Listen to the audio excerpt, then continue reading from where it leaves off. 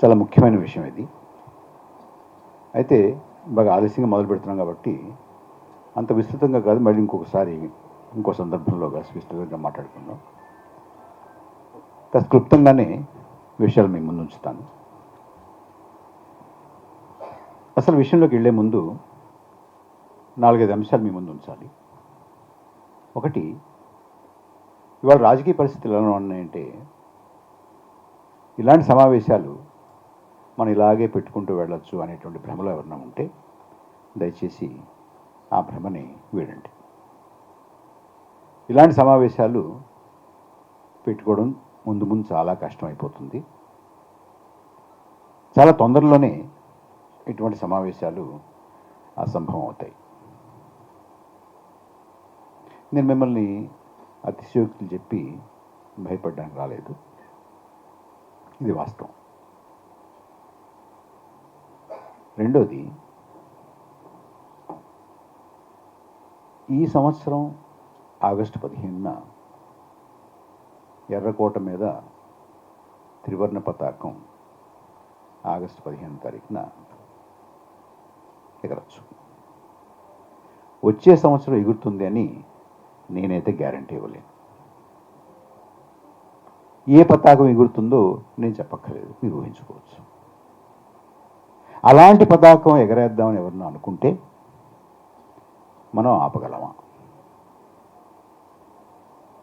ఎందుకులే మనం త్రివర్ణ పతాకం ఎగరేద్దామని అనుకుంటే అది వారు, కానీ అలా కాదు, మా పతాకాన్ని మేము ఎగరేసుకుంటాం అనుకున్నారనుకోండి, సాంబశివరావు గారు ఆపుతారా? ఆపగలమా? ఇవాళ పరిస్థితి ఎలా ఉంది? దానికి చాలా సూచనలు కనబడుతున్నాయి. వాళ్ళు ఈ మధ్య హోంమంత్రిత్వ శాఖ వారు ఒక సర్క్యులర్ విడుదల చేశారు. అందులో ఏం చెప్పారంటే, కేంద్ర ప్రభుత్వ అధికారిక కార్యకలాపాల్లో ఖచ్చితంగా వందే మాత్రం అన్ని చరణాలు పాడి తీరాల్సిందే. అది జనగణ మనకి ముందు పాడాలి అని చెప్పారు. పాడడం మొదలుపెట్టారు కూడా. కొన్నాళ్ళకి సభ కాస్త ఆలస్యంగా ప్రారంభమైంది, ఎక్కువ టైం లేదు. ఎలాగ వందే మాత్రం పాడాం కాబట్టి ఇవాళకి జనగణమనం వదిలేద్దాం అని మొదలుపెట్టి కొన్నాళ్ళకి అసలు జనగణమనం లేకుండా చేసినా కూడా మనం ఆశ్చర్యపోక్కర్లేదు. దేశం మారుతోంది. దేశ రాజకీయ సమాజాన్ని మార్చేటటువంటి ప్రయత్నాలు జరుగుతున్నాయి. మీరు గనక ఎస్ఐఆర్ కేవలం ఒక రాజకీయ పార్టీ నెగ్గడానికి, ఒక రాజకీయ పార్టీ ఓడడానికి మాత్రమే పెట్టారు అనుకుంటే మాత్రం చాలా పొరపాటు. SIR is a much larger project. రాజకీయ పార్టీ వారు దాన్ని పిలిచారు కాబట్టి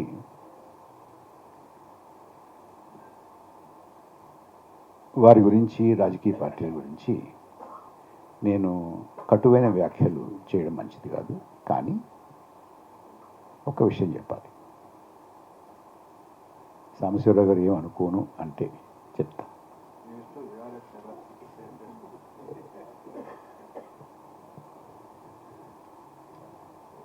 ఆయన హామీ ఇచ్చారు కాబట్టి చెప్పేస్తాను. బీహార్లో 63 లక్షల మంది తీసేశారండి నికరంగా. మామూలుగా లెక్కేసుకుంటే 80 లక్షల మందిని తీశారు బీహార్. కానీ వారు కొంతమంది తీసి కొంతమంది చేరుస్తున్నారు.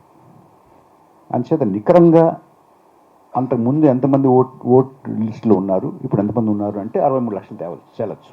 కానీ తీసేసిన వాళ్ళు మాత్రమే, చేర్చిన వాళ్ళని కాసేపు పక్కన పెడదాం, తీసేసిన వాళ్ళని మాత్రమే కనుక వాళ్ళ లెక్కలు తీసుకుంటే Sridhar garu, it was about 80 lakhs.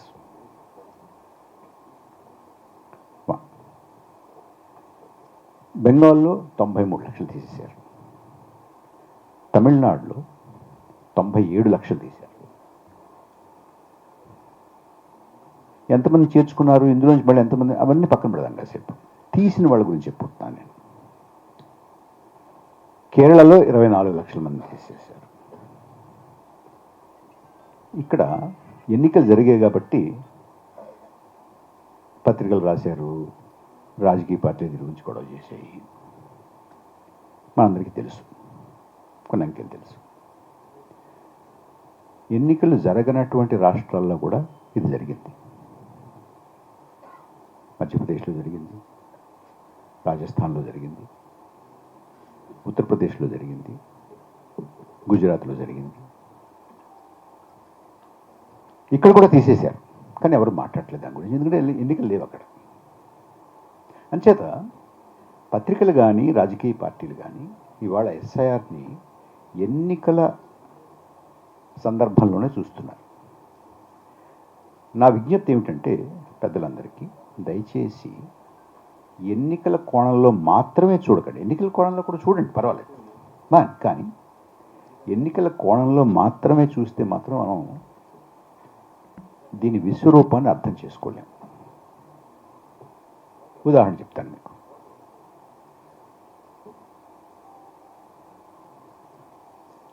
$63 లక్షలు నికరంగా తేలింది కదా బీహార్లో, ఎన్నికలు అయ్యాయి. 63 లక్షల మంది ఓటు వేయలేదండి ఇక్కడ. ఎన్నికలు అయిపోయి ఒకళ్ళు నెగ్గారు, ఒకళ్ళు ఓడారు. ఇవాళ ఆ 63 లక్షల మంది యొక్క పరిస్థితి ఏమిటి మనం మాట్లాడుతున్నాం.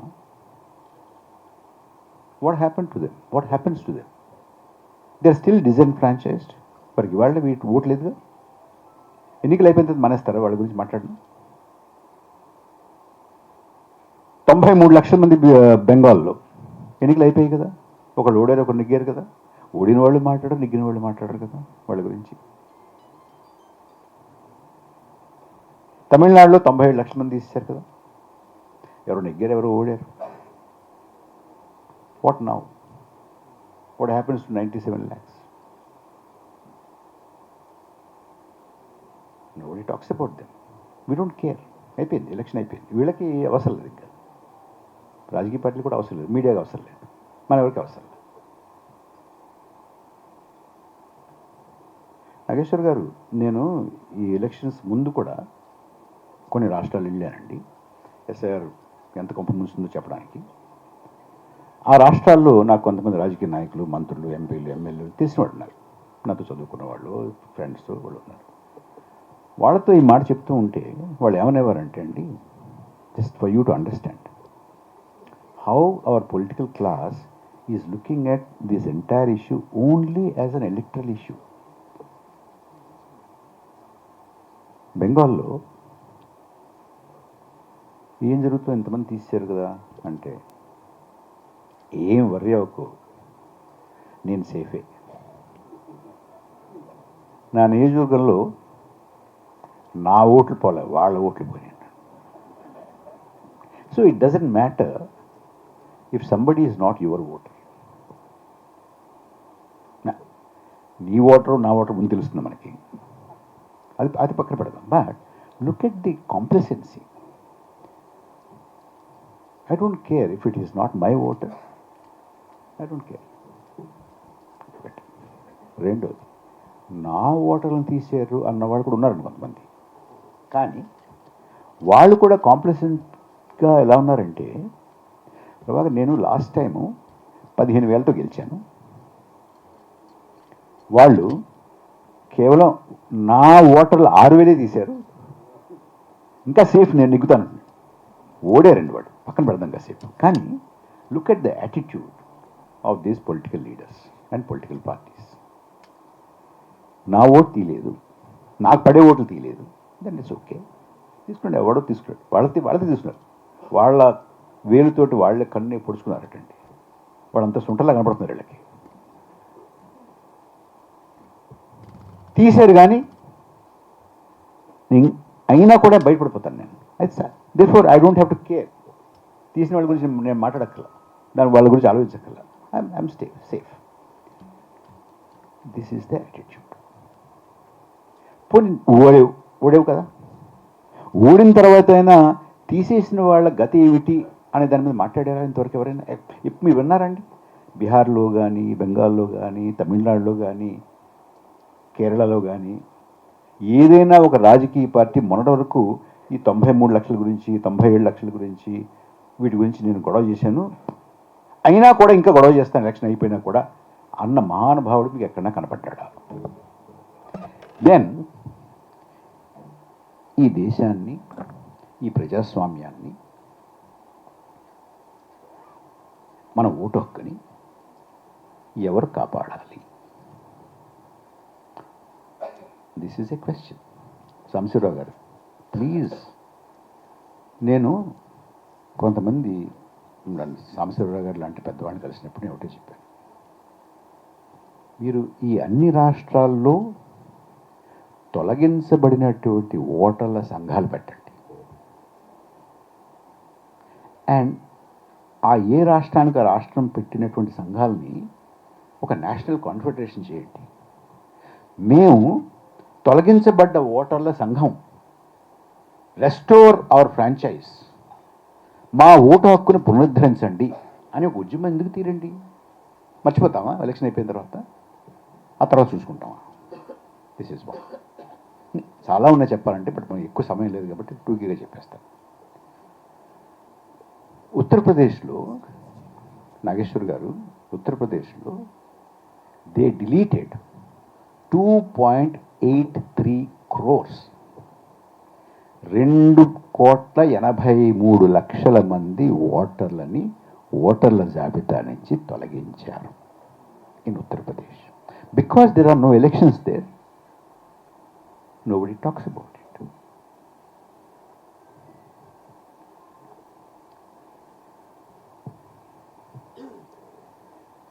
SIR విజయవంతంగా, సంతృప్తికరంగా, సాటిస్ఫాక్టరీలీ అండ్ ఫుల్లీ, కాంప్రిహెన్సివ్లీ పూర్తి చేసిన తర్వాత అని ఒక ఓటర్ నంబర్ ఇచ్చారు కదండి బీహార్లో. ఆ తర్వాత ఏం జరిగింది? ఇంత చక్కగా బాగా విజయవంతంగా చేశారని అంటున్నారు కదా.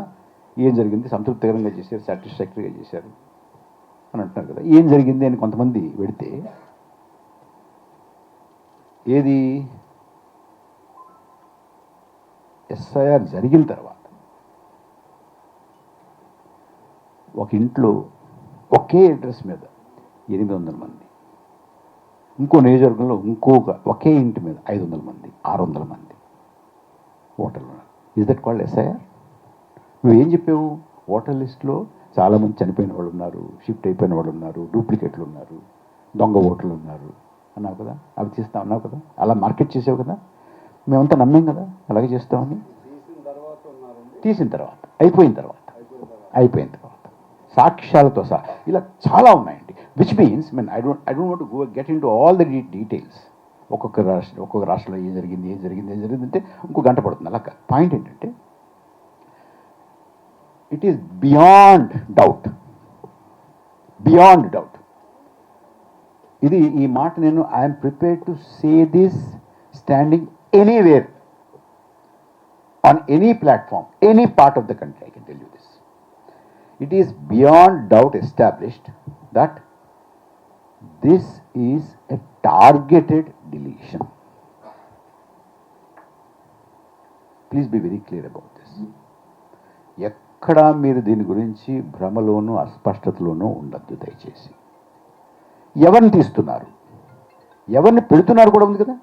800 మంది ఒక ఇంట్లో ఏంటండి, 500 మంది ఒక ఇంట్లో ఏంటండి. పైగా ఈ 800 మంది ఎవరో తెలుసండి? ఆశ్చర్యపోతారు మీరు. ఒక నియోజకవర్గంలో, ఒక ఊరిలో, ఒక బూత్లో అది చూస్తే 800 మంది ఉన్నారంటే 800 మంది ఎలా ఉన్నారు ఇంట్లో అని మీరు అక్కడికి ఆశ్చర్యపోవద్దు. ఆ 800 మంది అన్ని కులాల వారు ఉన్నారు ఒకే ఇంట్లో. ఎంత గొప్ప విషయం అండి అది. అంతేకాదు అన్ని మతాల వారు ఉన్నారు. అసలు అదేగా మనం కోరుకునేది. ఒక ఇంట్లో అన్ని మతాల వారు ఉండాలి, అన్ని కులాల వారు ఉండాలని కోరుకుంటాం మనం మామూలుగా. కానీ 800 మంది ఏమిట్రా అనుకున్నారు, అదేంటి ఎలా ఉంటుందో చూద్దాం అనుకున్నారు. మళ్ళీ చూసేప్పటికి అన్ని కులాల వారు ఉన్నారు, అన్ని మతాల వారు ఉన్నారు. అంతేకాదు, అన్ని భాషలు మాట్లాడేవాళ్ళు ఉన్నారు. మురుగన్ ఉన్నాడు, కర్తార్ సింగ్ ఉన్నాడు, పంజాబ్ నుంచి ఉన్నారు, తమిళనాడు నుంచి ఉన్నారు, సేతుమాధవన్ ఉన్నాడు, విశ్వనాథ్ సింగ్ ఉన్నాడు. అన్ని మతాల వారు, అన్ని కులాల వారు, అన్ని ప్రాంతాల వారు. ఏంట్రా ఇది ఎలా ఉంటుందో, ఇల్లు ఎలా ఉంటుంది, వాళ్ళు ఎలా ఉన్నారు, ఎలా సహజీవనం చేస్తున్నారు చూద్దామని చెప్పి నారాయణ పనులన్న వాళ్ళు ఉంటారు కదండి, ఒక 6-7 కలిసి పాపం ఆ గోతుల రోడ్లో పడి వెళ్ళారండి. ఆ ఊరు ఎంత తిరిగినావు ఆ ఇల్లు కనపడలేదండి, ఇల్లే లేదు. And this is not one isolated incident, please understand this. This is in many places. It is SIR. So, if somebody comes and says that, look, I'm cleaning up voters list, please don't believe it. It is not cleaning up. ఏం జరుగుతుంది, ఎవరిని తీస్తున్నారు? తీసిన వాళ్ళల్లో ఎక్కువ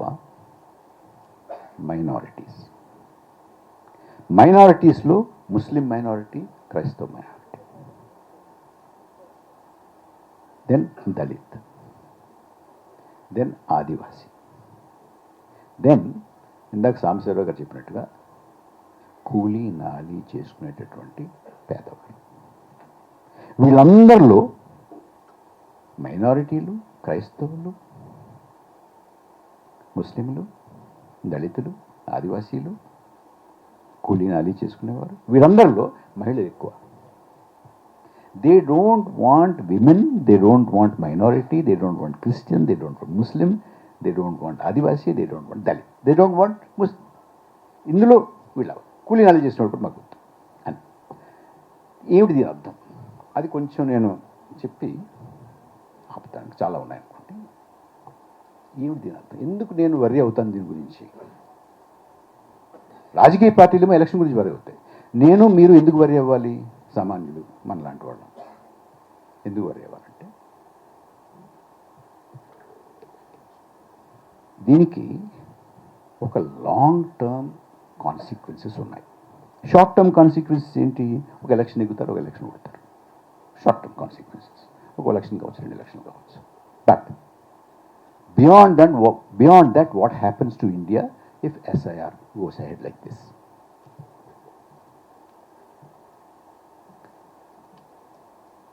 కాన్సిక్వెన్సెస్లోకి వెళ్ళే ముందు ఒక్క మాట చెప్పాలి. ఇది ఆఖరి SIR, మళ్ళీ SIR ఉండదు అని మీరు గ్యారంటీ ఇవ్వగలరా? Can you? There can be another SIR next year, another SIR next year, another SIR next year. అంతే కదా? చేయొచ్చండి, కంటిన్యూస్ ప్రాసెస్. ఇప్పుడు యాక్చువల్గా SSR కంటిన్యూస్ ప్రాసెస్ జరుగుతోంది, అది కాకుండా పెట్టాడు SIR. ఇందులో కాన్స్టిట్యూషనాలిటీ అంతా రాజ్యాంగబద్ధమా కదా మన శ్రీధర్ గారు చెప్తారు మీకు. That's also debatable thing. Not with standing what the supreme court at set. Supreme court చెప్పింది మనం సీరియస్గా తీసుకోవాలి వద్దా అనేది మీకు ఇష్టం, వదిలేస్తాను. నేను అంతకన్నా ఎక్కువ మాట్లాడకూడదు, సుప్రీం కోర్ట్ కదండి. అంచేత వాట్ హ్యాపెన్స్? ఇప్పుడు 63 లక్షల మందిని, 97 లక్షల మందిని, 93 లక్షల మంది ఎవరు పట్టించుకోవట్లేదు కదా. 2,23 లక్షల మంది ఎవరు పట్టించుకోవట్లేదు కదా. అది దృష్టిలో పెట్టుకుంటే మనందరం ఇక్కడ ఉన్న వాళ్ళందరం ఒక బస్తీలో ఉన్నాము అనుకుందాం, కాసేపు ఊహించుకుందాం. మన ఎవరికి ఓటు లేదు, తీసేశారు ఓటు, కానీ మనం బస్తీలో ఉన్నాం. నేను మిమ్మల్ని కోరేది ఏంటంటే, ఒక్కసారి ప్లీజ్ ఇమాజిన్, మనందరం కూడా ఒక బస్తీలో ఉన్నాం, మన దగ్గర ఎవరి దగ్గర కూడా ఓటు లేదు. ఏ రాజకీయ నాయకుడైనా, ఏ పార్టీ అయినా మీ దగ్గరికి వస్తారా? మీ బస్తీలో కరెంట్ ఇస్తారా? మంచినీళ్ళు ఇస్తారా? మీకు బడిస్తారా? ఎవరు కదా. ఏంటి దాని అర్థం ఏంటంటే, ఎస్ఐఆర్ తర్వాత ఈ దేశంలో 2 రకాల భారతీయులు ఉంటారు. ఒక రకం భారతీయుల దగ్గర ఓటు ఉంటుంది, రెండో రకం భారతీయుల దగ్గర ఓటు ఉండదు. ఓటు ఉండేటటువంటి రకంగా ఉన్నటువంటి భారతీయులు ఉన్నారే, దట్ క్లాస్ ఆఫ్ ఇండియన్స్, వారి దగ్గరికి రాజకీయ నాయకులు వస్తారు, పార్టీలు వస్తారు, నమస్కారం పెడతారు, దాంట్లో వేస్తారు, మీకు మీ పిల్లలు ఎత్తుకుంటారు, వాళ్ళు ముక్కు చీవుడుతూ తుడుస్తారు, అన్నీ చేస్తారు.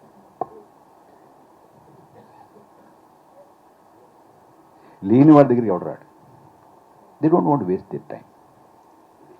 అంటే ఏమవుతుందంటే, మీరు ఉంటారా ఉండండి, పోతారా పోండి, మీ ముఖం చూడాల్సిన అవసరం నాకు లేదు. మీకు బడి ఇవ్వాల్సిన అవసరం లేదు, రోడ్డు ఇవ్వాల్సిన అవసరం లేదు, కరెంట్ ఇవ్వాల్సిన అవసరం లేదు, మంచినీళ్ళు ఇవ్వాల్సిన అవసరం లేదు. Still live, you can live like a second class fellow. ఇవ్వాలి అనుకున్నాను, నా దయాదాక్షిణ్యాలు, మీకు హక్కు లేదు. ఎందుకంటే మీరు నా గురించి ఏమనుకున్నా ఇట్ డజంట్ మ్యాటర్. నీకు ఓటే లేదు, నన్ను దింపగలవా, కూర్చోబెట్టగలవా, దింపలేవు, కూర్చోబెట్టలేవు. I don't have to care about you. వాళ్ళు ఉన్నారు అక్కడ. విచ్ మీన్స్ భారతదేశంలో కొంతమంది ఈ రాజకీయ ప్రక్రియలో పాల్గొనలేకపోయేటటువంటి వాళ్ళు, కొంతమంది పాల్గొగలిగినటువంటి వాళ్ళు ఉంటారు. To get this point, this is very important. This is the long term consequence. Then what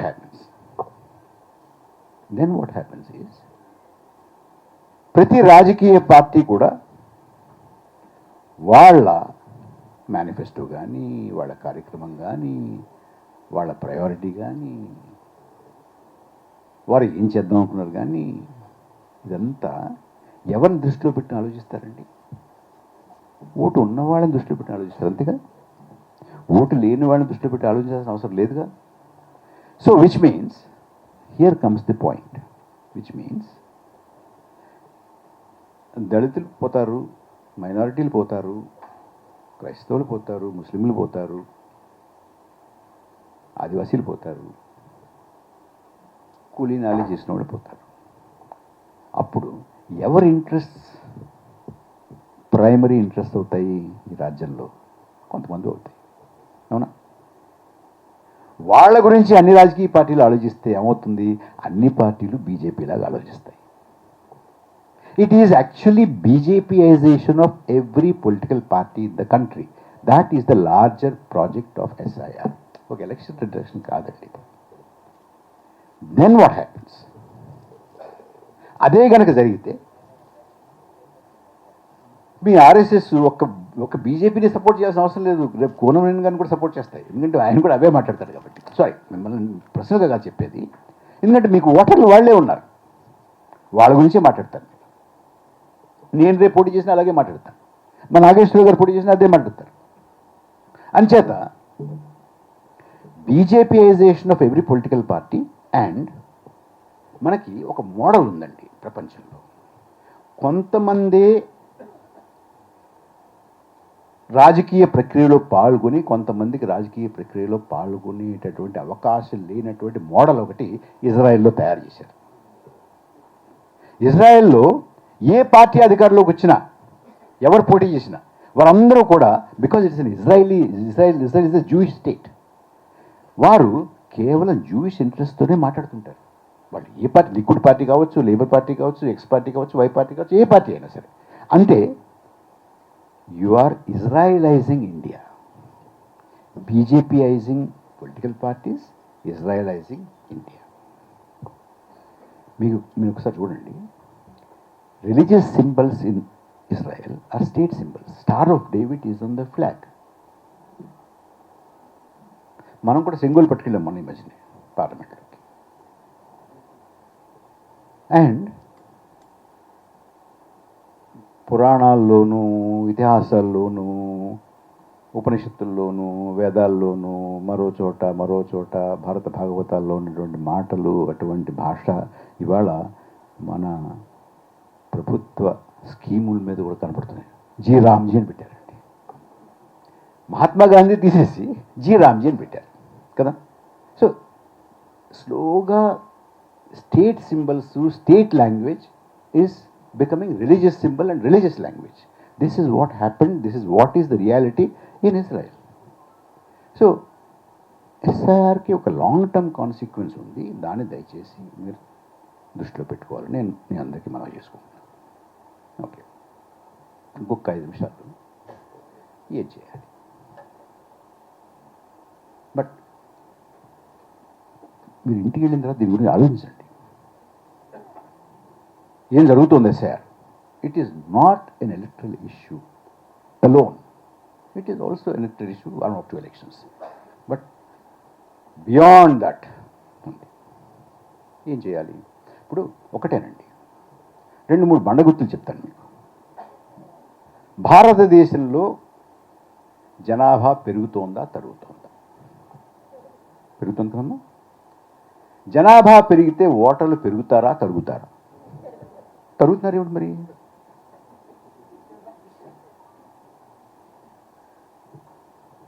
number 1.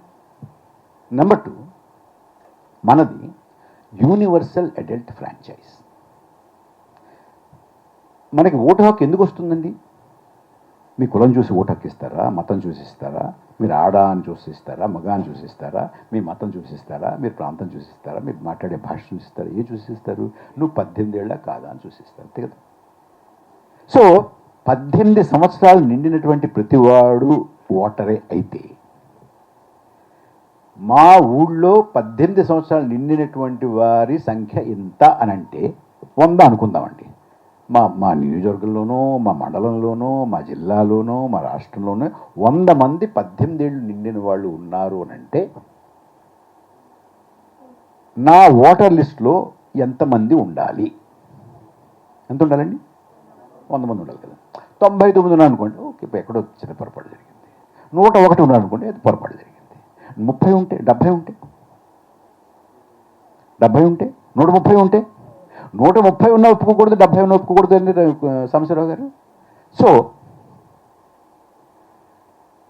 ఇవాళ సెన్సెస్ పక్కన పెడదాం కాసేపు. ఇవాళ ఫ్యామిలీ సర్వేస్ ప్రకారం, ఫ్యామిలీ హెల్త్ సర్వేస్ ప్రకారం, ప్రభుత్వాలు చేసినటువంటి సర్వేల ప్రకారం, కలెక్టరేట్లో స్టాటిస్టిక్స్ డిపార్ట్మెంట్ వాళ్ళు చేసినటువంటి సర్వేల ప్రకారం, ప్రతి చోట what is the adult population, మీరు గూగుల్ చేసి తెలిసిపోతుంది. What is the adult population in a particular Geography.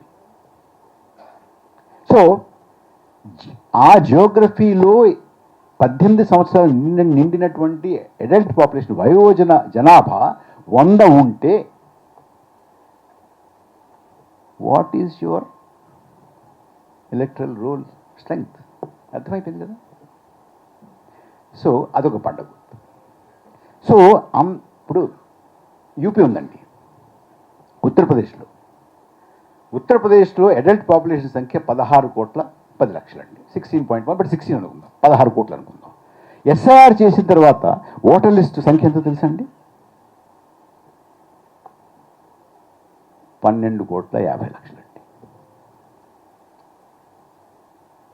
కొంత అటు ఇటు వేసి చివరికి మొత్తం కానీ చూస్తే 2.83 crores were taken out.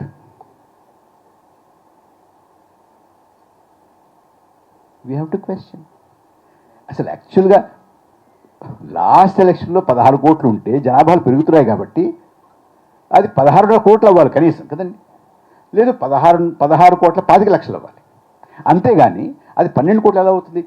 బీహార్లో వాళ్ళు తీశారు కదండి. బీహార్లో పాపులేషన్, అడల్ట్ పాపులేషన్ సంఖ్య 8.22 crore అండి. You can just check it. What was the strength of the voters list after SIR? Sridhar garu, it was 7.42 crores. How? అది కూడా కొంతమంది వాళ్ళు చేర్చిన ఈ 802, 503, 400 చెప్పానే, వాళ్ళు చేర్చిన తర్వాత వచ్చినటువంటి సంఖ్య. అది కూడా జెన్యూన్గా చూడాలంటే I think they removed almost about 1 crore people from Bihar also. So that is the reality. మనకి వాళ్ళు ఇంత పెద్ద ఎత్తున SIR చేస్తున్నాం, అలా చేస్తున్నాం, ఇలా చేస్తున్నాం అన్నా కూడా వారు కొంత సమాచారాన్ని మన దగ్గర నుంచి దాస్తున్నారండి. అదేంటి చెప్తాను మీకు. అది పట్టుకుంటే సాంబశివరావు గారు, అది పట్టుకుంటే మీరు మిగతా రాజకీయ పార్టీలు, మీ పెద్దలందరూ కూర్చుని, పౌర సంఘాల నుంచి కూడా కొంతమంది కూర్చుని, మీరందరూ కలిసి కనీసం ఎన్డీఏ ప్రభుత్వం అయితే కాదు కదా ఫార్మల్గా, మరి లోపల మనకు తెలియదు అనుకోండి, కాదు. కాబట్టి మీరు అందరూ వెళ్ళి ప్రభుత్వం దగ్గర కూర్చుని మీరు నేను చెప్పేది కాస్త మీరు జాగ్రత్తగా ఆలోచించండి. We can there is a solution which is hiding in this. ఏంటంటే ఎలక్షన్ కమిషన్ మాన్యువల్లోనే 2 చోట్ల 2 ప్రొవిజన్స్ మీకు పంపిస్తాను నేను. 2 ప్రొవిజన్స్ ఉన్నాయండి. ఒకటి ఏంటంటే ఎప్పుడైనా ఎన్నికల జాబితా, ఓటర్ల జాబితాని మీరు సంస్కరించాలనంటే ఏ గ్రామంలో ఆ గ్రామంలో, ఏ వార్డు ఆ వార్డు మీరు వార్డు సభ, గ్రామ సభ పెట్టి ఆ ఓటర్ లిస్టు చదివి ఉన్నారా లేరా అని ఆ సభను అడిగి, ఆ సభలో లేదండి పరకాల ప్రభాకర్ ఉండట్లేదు వెళ్ళిపోయాడు ఎక్కడికోను అంటే వాడిని తీసేసి, సాంబశివరావు ఇక్కడే ఉంటారండి ఇప్పుడు లేదు బయటకు వెళ్ళారంటే, అయితే పొరుగురు వెళ్ళారండి ఎక్కడో పని చేసుకుంటున్నారండి వస్తాడండి ఎప్పుడు వస్తాడంటాడండి అని అంటే ఆయన నుంచి, లేదు పలానా వారు పోయారండి లేదు ఈ మధ్య లాస్ట్ ఇయర్ చచ్చిపోయారండి అది తీసేయండి. 18 సంవత్సరాలు నిన్న వాళ్ళు మా ఇంట్లో 2 ఉన్నారండి అంటే వాళ్ళ పేరు లెక్కించు. ఇలా చెయ్యాలి అని there are provisions in 2 places. ఆ 2 ప్లేసెస్ మీకు పంపుతాను నేను. సో మీరు వారు ఓటర్ లిస్టు ఎక్కడో చీకటి గదుల్లో కూర్చుని కంప్యూటర్ పెట్టుకుని సవరించడం కాదు. వీడి పేరు తీసేసాం, వాడి పేరు తీసేసాం, వీడంటే నాకు ఇష్టం లేదు, వాడి పేరు ఇలాగ ఉంది, అలా కాదు. కమ్ అవుట్, వీధిలోకి రా, గ్రామ సభ పెట్టు, వార్డు సభ పెట్టు. వార్డు సభలోను గ్రామ సభలోను అందరి ఎదురుగుండా పారదర్శకంగా బహిరంగంగా ఓటర్ లిస్టు చదివి అందులో లేని వాళ్ళని, చనిపోయిన వాళ్ళని, ఉండనటువంటి వాళ్ళని తీసి ఉన్నటువంటి వాళ్ళు ఉంచి నువ్వు ఓటర్ లిస్టు చెయ్యి. మాకు కావాలి, మేము ఎవ్వరం కూడా ఓటర్ లిస్టులో చనిపోయిన వాళ్ళు ఉండాలి, వెళ్ళిపోయిన వాళ్ళు ఉండాలి, డూప్లికేట్లు ఉండాలి, ఫారినర్లు ఉండాలి అని ఎవరు అనుకోవట్లేదండి. మేము అనుకుంటున్నాం ఏమన్నా శ్రీధర్ గారు మీకు కావాలా? కాదు కదా, మనం ఎవరికి కల్లా we want clean voters list, all right. But in the name of clean voters list we won't let you cheat us.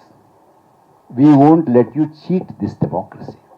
We won't let you cheat this republic. This should be our motto.